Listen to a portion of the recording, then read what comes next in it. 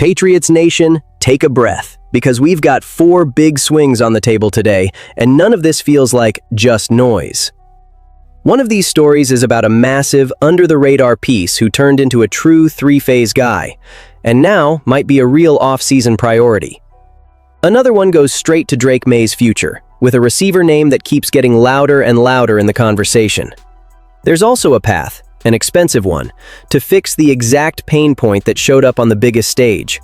And then there's a defender who exploded in 2025 and now might cost real money to keep.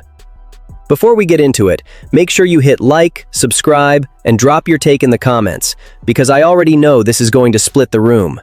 And I'll tell you this, by the end, I'm going to give you what I believe is the #1 decision that has to happen first. Let's start with the guy a lot of people didn't circle in red back in August.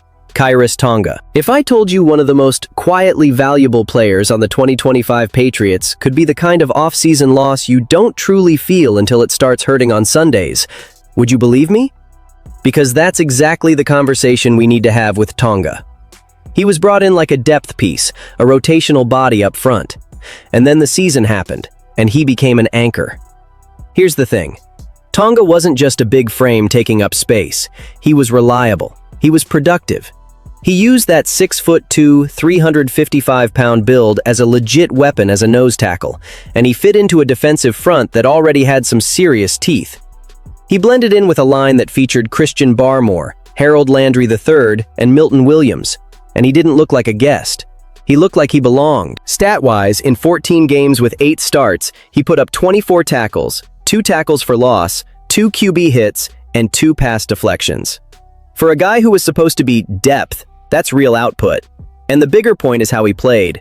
He was one of the Patriots' most effective run defenders, using size and speed to help New England keep teams from living in the ground game. And the tension starts right here.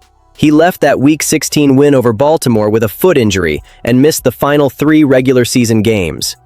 You remember how that felt. The fear that a key piece just got ripped out at the worst time. But then he came back for the divisional round against Houston and popped immediately. 7 total tackles, 2 TFLs, 2 QB hits. Toughness matters in January. Availability matters. And he gave you both when it counted. Now let me add the Patriots twist that I honestly love, because it's such a Foxborough thing. Tonga wasn't just defense.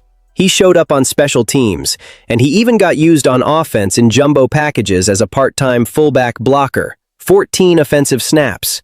That's not a gimmick. That's Vrabel looking at his roster and saying, how do we get more movement in short yardage? How do we push the pile? Vrabel straight up praised him for being a 3-phase contributor, defense, offense, and then standing in the way of multiple rushers on field goal protection. Think about that for a second. That's a coach telling you exactly how much he values a guy. So here's the off-season question that's going to divide Patriots Nation. Tonga is about to be an unrestricted free agent. Do you pay to keep the stability in the middle of your defensive front? Or do you gamble that you can find another Tonga cheaper and hope the fit is just as clean?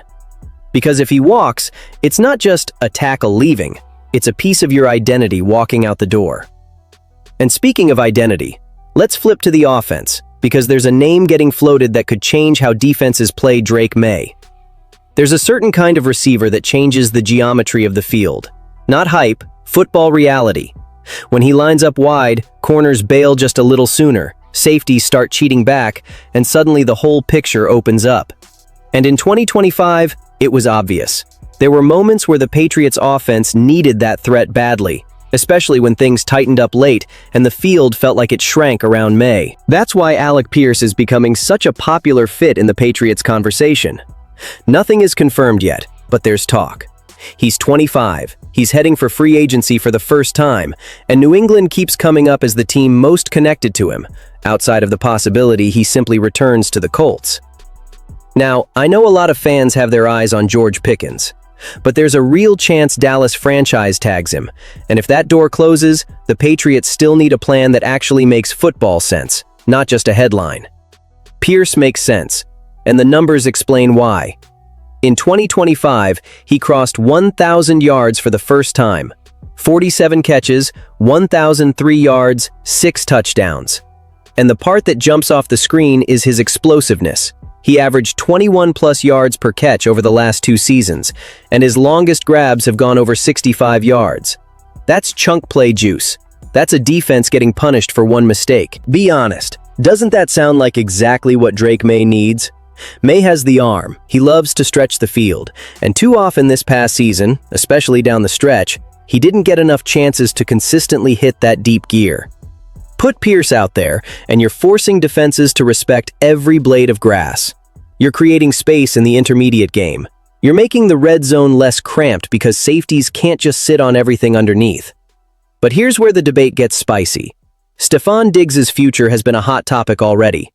If Pierce comes in, what does that mean for how the room looks? Is it a replacement conversation? Is it a complementary piece? That part isn't clear, so don't let anybody pretend it is. What is clear is the offense needs more ways to win, more unpredictability, more vertical stress. Some fans are already picturing bombs flying at Gillette, the crowd in Foxborough going nuts. Others are cautious, because free agency is never guaranteed, and Indianapolis still has a say if he stays. That's fair. But the fit is real, and the upside with Maye is obvious. And while the offense is dreaming about big plays, the defense has a name being floated that could cost a fortune, but might be the exact kind of swing that keeps you from feeling that Super Bowl pain again. Some losses don't fade with time. They sit there and remind you exactly what hurt most. And after getting steamrolled on the biggest stage, you already know what the conversation becomes. Pressure. Because pressure wins championships. When you can't consistently collapse the pocket, 3rd and long turns into a problem, and the margin disappears. That's why Trey Hendrickson is being brought up as a possible Patriots target. Again, this is not a done deal. It's a pathway. It's a roster-building argument. But when that kind of pass rusher gets connected to New England, you pay attention. CBS Sports' John Breach pointed to the Patriots as a potential landing spot and highlighted the big issue. The Patriots had the league's worst sack differential last year, allowing 48 while recording 35. That's not just an ugly stat. That's game-changing. That shows up in January. Vrabel isn't going to sit with that. Hendrickson would be a direct answer. He's the type of edge rusher that forces protections to slide, forces double teams, forces quarterbacks to speed up their clock. He's the kind of guy who can tilt a playoff game in 1 quarter. But here's the catch, and it's a major one. It won't be cheap. SpotRack has his market value at a little over $25 million per year, and you can easily argue it could push toward $30 million if teams start bidding. We don't know exactly where it lands, but if he hits the market, there won't be a shortage of teams calling. So let's put the question right in the center of the table. Do you spend that kind of money on one player to fix your biggest pain point? Or do you spread the resources across multiple needs and trust the depth? Patriots Nation is going to argue about that non-stop, and honestly, both sides have a case.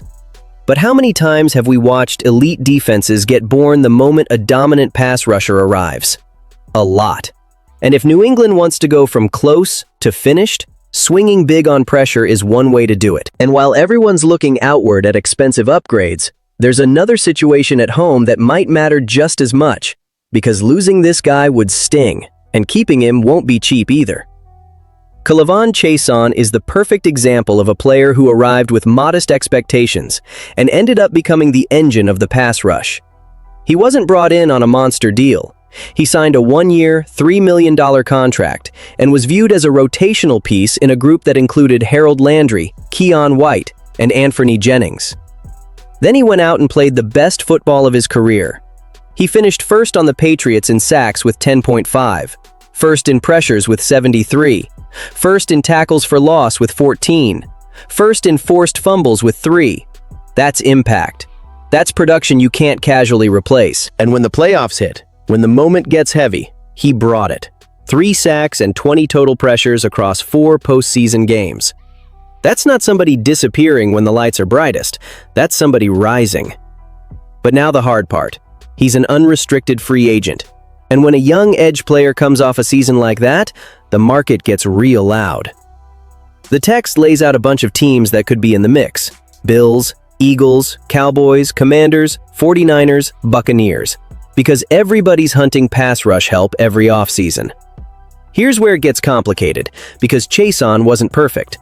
He had run defense issues, tackling problems, and he racked up 7 penalties, tied for third most on the team.